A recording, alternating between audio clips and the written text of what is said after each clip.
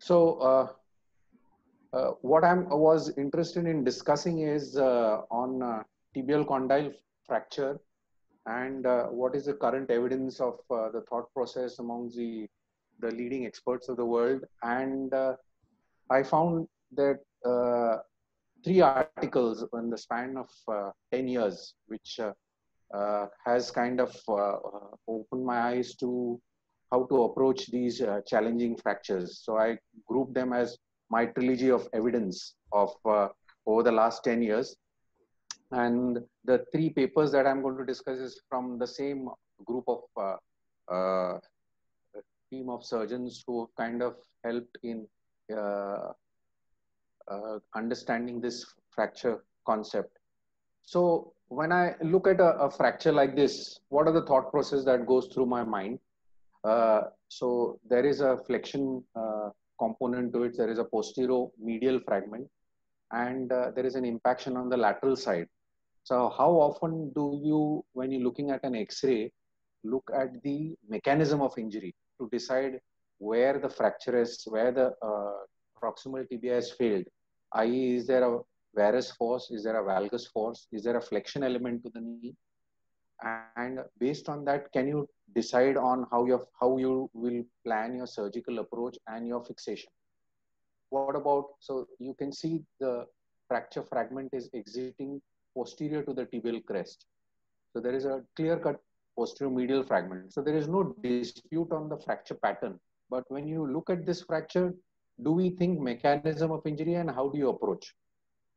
Another case, another fracture of the posterior medial fragment, but now there is a valgus seen. So what is the mechanism of injury here with the CT? And the last one, you have an isolated posterior medial or so-called isolated posterior medial and a little bit of a posterior lateral medial part of the posterior lateral area that is also influenced. So what is the mechanism of injury in this kind of fracture pattern? So looking at the three different X-rays, this is a CT film of that same patient. The three articles I'll take you through, which has definitely helped me in the last 10 years in understanding proximal tibia fractures. So one of this is, we are all familiar with, is a paper that came out in 2010 studying 266 tibial plateau fractures, of which they looked at 32 cases, which were the Schatzker type 5 and 6. They proposed column fixation concept. So this is a study of 266 cases, of which 32 were looked at because they were Schatzker 5 and 6. And they introduced the concept of the medial, lateral, and posterior column, which we are all familiar with. So that's your tibial tuberosity, that is your posterior sulcus, that is the tibial tuberosity on the medial side, and that is the anterior end of the tibia, just anterior to the fibula. So if you draw these three lines, you have a medial column, lateral column, and then you have the posterior column. So the posterior column, they have added the varus and the valgus component. So if there is a varus injury, then the medial side of the tibia is going to take a hit posteriorly. So they introduced the posterior column to us for the first time in 2010, and we took to the classification well because it helped us in understanding for the first time that there is something like a posterior column which needs to be addressed. So from their same paper, this was a patient who had a fracture, and if you look at it, there is a valgus at the valgus impaction, and there is some amount of posterior comminution as well. So they address this through their classical approach, where they have a floppy lateral position, or more like a semi-prone, where they use their reverse L incision. And once they fix the posterior side, they flip the patient over and did an anterolateral approach or the fixation of the lateral column. And that is the result of the post-op fixation that they showed. And that's the range of movement. So their outcome from this study of these 30 odd cases was that they had an excellent functional outcome. They had a good union rate within about 13 months, 13 weeks on, there was a radiological union. And interestingly, the range of movement was pretty good, as well as there was no significant difference in the proximal tibial plateau angle on the AP view, and even the slope on the lateral view, both post-operatively and 24 months post-operatively. So immediate post-op and 24 months post-op, they followed, and there was no change in the angle. So the fixation was solid. They extended this concept coming to this paper, which is the key paper that I kind of found, which they published in 2016. Again, a very large series of cases this time, 287 cases of the 355 they studied between a period of 4 years. Again, followed up over a 2-year period. So in this, they suggested an updated 3-column concept for the classification, and they extended this to analyze the injury mechanism and how to plan your surgical approach, where to place your implant, and what sort of a fixation sequence that you need to kind of follow. And this paper kind of opened out concepts of how to look at the x-rays right from the immediate pre-op, and then how to go about analyzing the CTs as well, and then looked at their radiological and functional outcomes. So again, to repeat, identify the columns that are injured, where is a depression, where is a comminution, what is a mechanism of injury, how do you identify a varus versus a valgus force, where is the flexion extension forces, and then plan your surgery appropriately. And then they monitor it by in terms of how have you reduced it well, what is the alignment, what is the healing, what is the complications in this group, and what is the functional outcome. So this was a large series of 439 cases, of which some of them they were not fitting their criteria. Some of them having a pre-existing deformity in the knee, some of them were with an open injury polytrauma. So of the 439, 355 were available, of which 68 were excluded because they didn't fit into the 18-month follow-up criteria. So that left with still a very large number of 287 cases of proximal tibia fracture. Now, this is how they analyze. Basically, this is their flow chart. So if you have an X-ray and a CT, you look at where is the key articular fragment fracture kind of placed, whether it is lateral, medial, posteriorly. What is the injury mechanism? Where has the bone failed? Which has failed in compression and which has failed in tension? So the one which has failed in compression, you need to have a very solid support. There are main buttress plate there. And where there is a failure in tension, you just have a slightly slender kind of fixation. And where there is a maximum injury in terms of compression, that decides your approach as well as your plating of where you're going to put the plate. And of course, we all know that soft tissue assessment, till you have your wrinkle sign and the soft tissues are quietened down, till then you don't plan your surgery.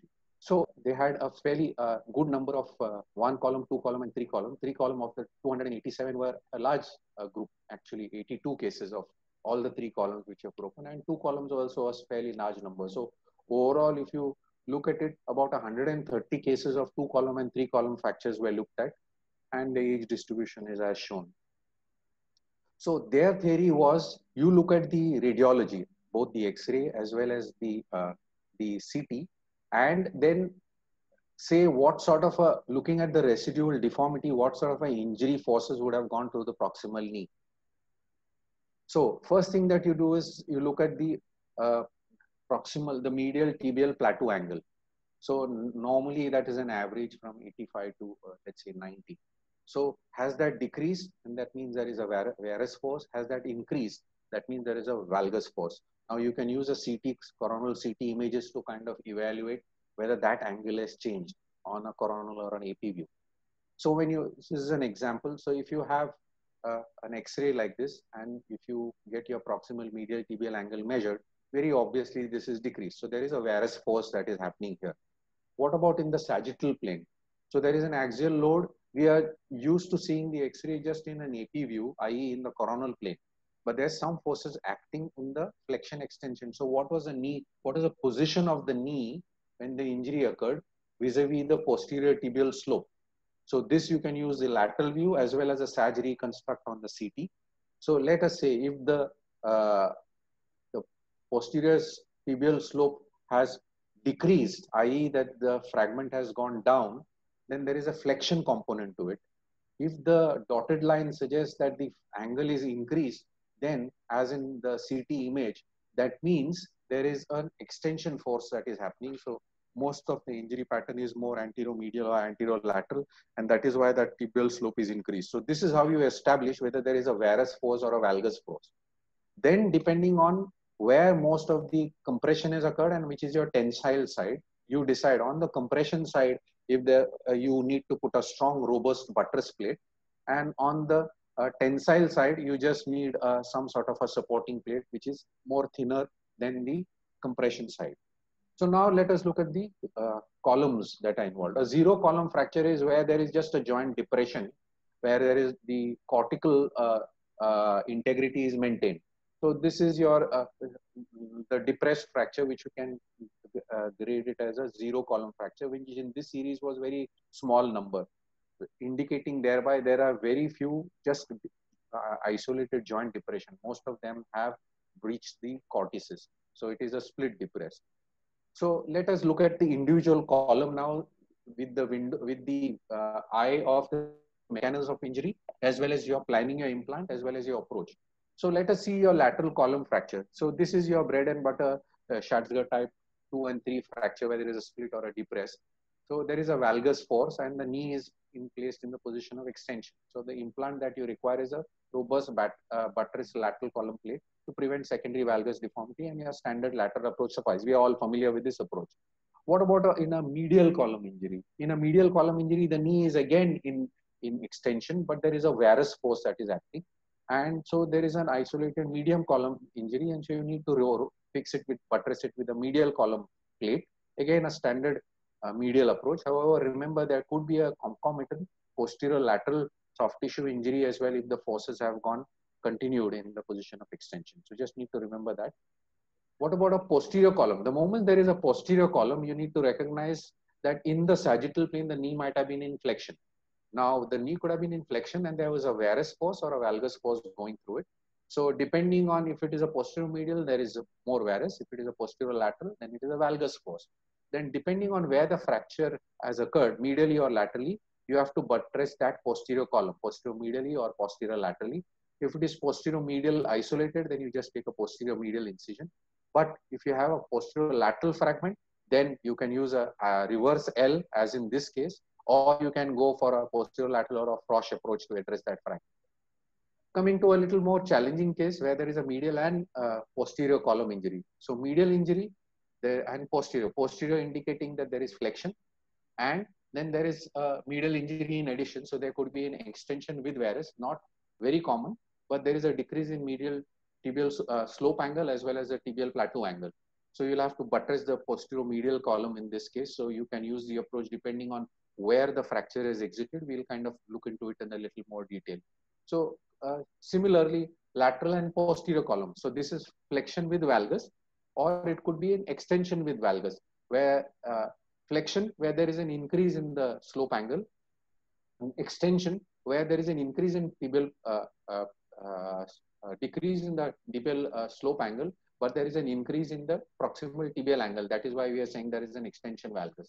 So you have to buttress a lateral column and fix the posterior lateral column. Again, the approach will be decided by the reverse L, or if it is not very significant, then you can go around the corner through an extended anterolateral approach. Medial and lateral column are both injured. So the force is in extension if there is a decrease in proximal tibial plateau angle. And if there is an increase in the tibial plateau angle, that means it's an extension with valgus. So you're generally getting a drift as to whether it's a varus or valgus. And if it is medial and lateral column, obviously the knee is in extension. So varus decrease MPTA, and in extension with valgus, it is an increase in MPTA. And so if there is a failure of compression on the lateral side as in a valgus, then you have to have a robust lateral. If it is a failure on the medial side, then it is a robust medial.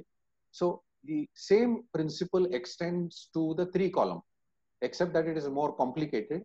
and the updated the tibial column fracture classification and principle extends to the same. So this table in a nutshell tells you how to approach. So here is I'll take the two column because the single column is very self-explanatory. So there's a lateral and posterior column injury. So posterior indicates that there is a flexion force, and lateral indicates there is a valgus force. So the posterolateral, so you may need a reverse L plus a lateral fixation. But because the fixation has failed on the lateral side with valgus, the lateral fixation has to be the main buttress plate, because that's where the main compression forces have worked. The same with medial and posterior column, which is a flexion and a varus, which is the most common. So this is where you take a reverse L, and you also can have an option of taking a medial approach if the fracture is not too far posteriorly. But your main buttress is posterior-medial or medial. So you need to remember that. And the same extension goes to the three-column fractures. So this is a large series of three-column fractures, 87 cases that we have seen. Now, they also looked at the associated ligament and meniscal injury. They evaluated them by an MRI, and they recognized some of the ruptured menisci, but they didn't explain in the article which cases they do MRI and where did they have the suspicion. So in this large series of cases, the lateral collateral ligaments were repaired whenever they were found to be unstable in varus at the end of the fixation. So if there is still instability, then that was repaired. The medial collateral ligament, surprisingly, they treated non-operatively, and they were not there in most of the cases. We look at the numbers here. The anterior cruciates, most of them were treated non-operatively. Only if there is an instability at a later date, they addressed it. The standard post-op protocol, toe touch weight bearing for the first 8 weeks, and thereafter full weight bearing depending on the radiology signs of healing. So this is their radiological outcome. And what is kind of amazing is in all their 2 and 3 column fixation, their immediate post-op, they analyze the X-ray in terms of their the medial tibial angle, the femoral tibial ankle angle, the slope, as well as if there is any step off. So an immediate post-op X-ray and an 18-month follow-up, there was no loss of reduction, indicating thereby that the fixation was very robust. So obviously these are a bunch of very experienced bunch of people who are addressing this. In terms of radiological and clinical outcome, the knee functional score, look at the knee functional score for all the column fractures, the knee society score and the WOMAC score, 93, 92, and 93, again in the 2, 3, and 1 column fracture. So the outcomes and the knee society scores were similar, irrespective of the fracture, the number of columns that they have fractured, indicating the stability that they provided. And the union rate was also, as understandable, was a little more on an average for the 3 column versus the 1 column fracture, which is what you would expect.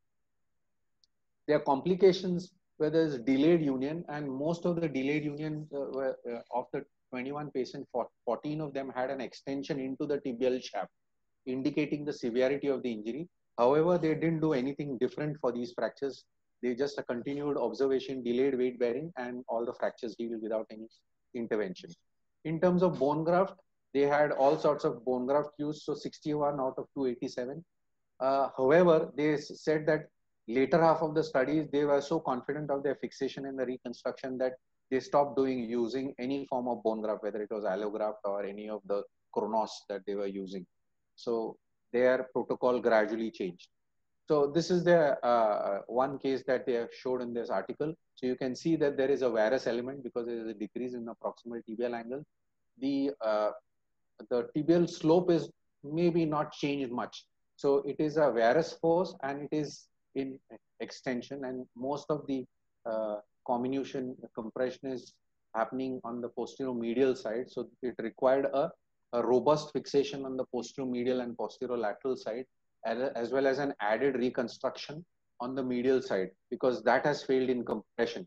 Now, this may, for most of us, might be an overkill. We might just get away with one fixation, but their principle is if there is a failure of compression of the posterior medial fragment, that needs to be robustly fixed. The compression is on the lateral side. He just needs one fixation on that side. And that's their reconstruction film. I'll leave a few seconds extra for you to just kind of digest the fixation a little bit. And that's how they have reconstructed. So there is posteriorly, there's a posterior lateral plate, there is a posterior medial plate, and as a medial column plate. So 3 plates are there from posterior lateral, posterior medial to medial, and 1 plate as a raft screw for the depression. So these are the outcomes. Radiological Union and the Knee Society scores we've already gone through. There was no difference in alignment at immediate post-op to 18 months, and the functional scores were good. So what they felt why they were successful is they understood the injury mechanism. They recognized which column has failed in what mechanism, whether it is compression on the medial lateral side, tension failure, robust fixation with buttress action on the compression side, and a slightly more supportive plate on the side which has failed in tension, and a minor implant is needed. So this is how they have updated their column fracture concept, including the injury mechanism, and then they have given us a guideline as to how to approach, as well as what sort of mechanical stability you are providing, provided you have respected the soft tissue. And so they conclude that if you understand the injury mechanism and plan your treatment appropriately, more often than not, you should be able to get a good outcome. The shortcomings I've found was they were not very clear of what is the role of an MRI scan. When do you do it? Another thing that also happens in real life is there is a rotational force and translation force. It's not just coronal and sagittal plane forces. So what are the forces? What is the role? There is, how do you evaluate that? And as in a very if you have to accept a good paper, they need to be randomized. Now, how do you randomize into the old school of fixation and this school of fixation? Whether you be able to do that. So that is a downside. And this is a single institute study, so single author. So more others have to have kind of come out with a long-term data to validate this principle of fixation. The other thing that to my mind, which I have not listed in this, which are the posterolateral fracture you would kind of fix and which one you would kind of ignore as not requiring a fixation. Again, there are no guidelines on that. So coming to the next paper, which is a very current paper, I think they accepted for publication in December of 29 and it got published in, I think, March of 2020. They extended the same fracture principle and used a software to do a fracture mapping. So let us see what they did. Again, they looked at a very large series of cases and they got 3 orthopedic surgeons who looked at these fractures, and looking at the X-rays and CTs, they drew the fracture line, and that got kind of used a CT imaging to morph the images. So this is what they were all looking at. If there is a varus force, there's a decrease in the MPTA. It's a hyperextension, that means an increase in the slope. If there is no change, that means it's just extension. And if there's a increase in the slope, that means there is a flexion injury. So same for valgus as well. And they kind of drew the fracture lines. They were looking at the type B, AO, type B and C fractures. So again, a large group of cases, and they mapped the fracture line on the CT. So they used a so all these experienced surgeons drew the fracture lines of all these fractures, 355 cases. And they, according to them, where were the fracture lines drawn on the CT? And this is how they came out with. So it's a series of 174 varus injuries and 179 valgus injuries, of which 67 were flexion varus, extension varus was 60 out of 174, and hyperextension was 40 out of 174. So again, a large series of cases that they looked at. And surprisingly, varus force were less than the valgus force.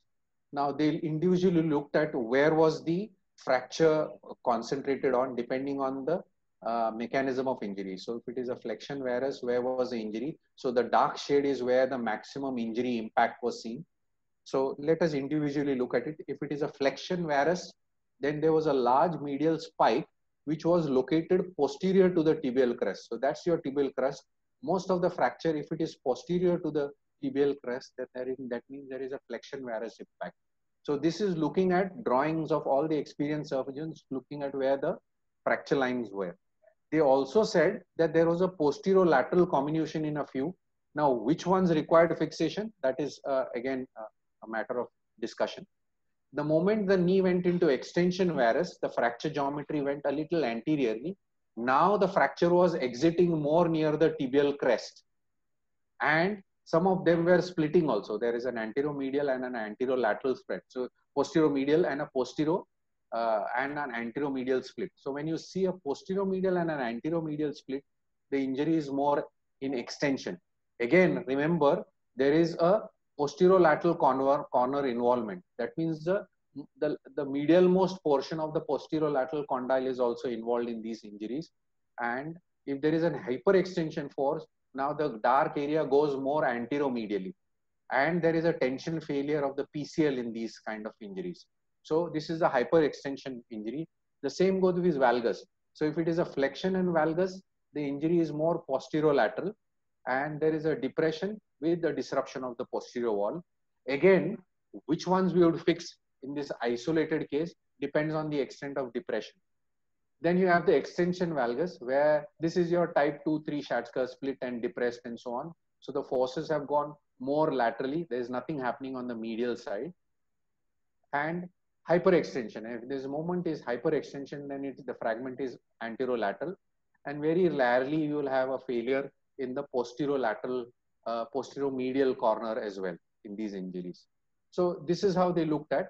So surprisingly, they also looked at the soft tissue injury, and they found that ACL disruption is more in flexion in varus, 30 cases, and in flexion and valgus in 9 cases. So ACL was more in the flexion sort of injury.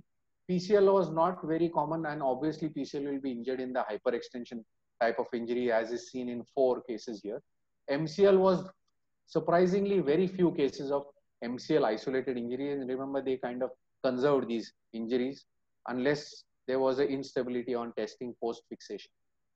So the shortcoming again is there are no MRI guidelines, and arthroscopic evaluations were not included in the study. So where do you do the MRI study?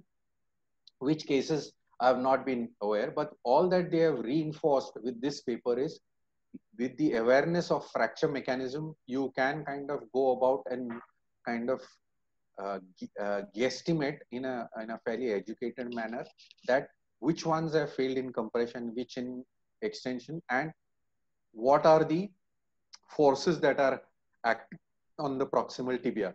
Again, we don't know the significance of rotation and translation forces and axial impacts in these, whether if there is a direct anterior force impact on the tibia, what is the impact of that? That is not included in this study, and I don't know how you would evaluate that.